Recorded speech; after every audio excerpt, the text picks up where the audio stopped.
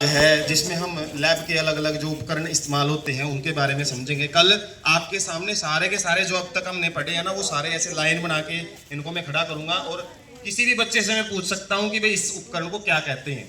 जितने भी हमने तीसरी बार है आज, ठीक है, तो आपने ध्यान रखना है, ध्यान से समझना है कितने उपकरण हम देख चुके हैं। तो आज का जो सबसे पहला लैब का उपकरण है जो हम इस्तेमाल करते हैं, इसका नाम है चाइना डिश। क्या नाम है? हाँ, ऊंची आवाज में बोलो।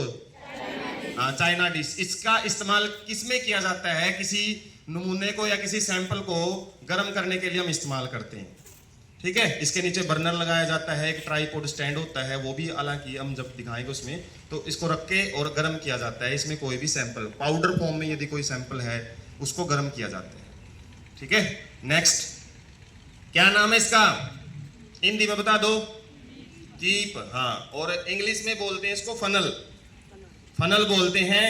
और घर पे भी हम इस्तेमाल करते हैं। घर पे किस में इस्तेमाल किया जाता है?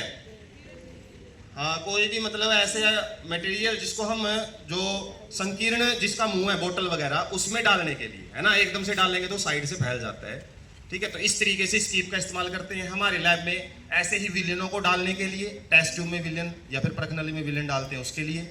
इसके अलावा फिल्टर पेपर देखा है किसी ने? हाँ, फिल्टर पेपर को रख के इसमें कोई भी हम पदार्थ है वो छानते हैं। छानने में भी इसका इस्तेमाल किया जाता है, ठीक है। इसके अलावा किसी सैंपल को उड़ेलने में इस्तेमाल करते हैं। नेक्स्ट, इसको बोलते हैं स्प्रिट लैंप। स्प्रिट लैंप, इसमें एक पदार्थ डलता है जिसको स्प्रिट बोलते हैं। स्प्रिट किससे बना होता है? अल्कोहल से, इथेनॉल। किसे? इथेनॉल से या अल्कोहल से आप बोल सकते हो।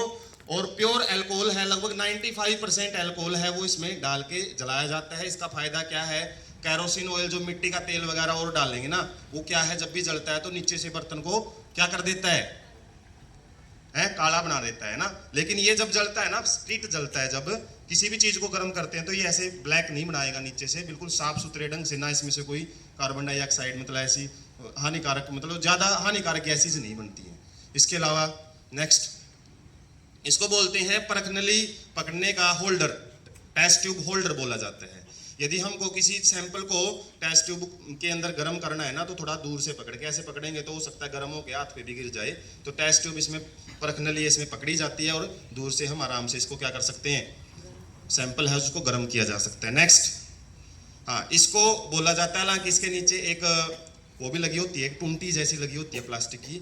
और इससे हम क्या कर सकते हैं, इसके अलावा जैसे फनल वाला काम भी कर सकती है ये, ठीक है। कोई भी सैंपल डालने के लिए, बिल्कुल संकीर्ण मुंह है किसी बर्तन का, उसमें डालने के लिए। इसके अलावा हम जैसे तेल और पानी दोनों आपको मिला के दे दिए जाए, ठीक है, तो उसको अलग अलग करने के लिए इसको इस्तेमाल किया जाता है, जिसको बोला जाता है सेपरेटिंग फनल।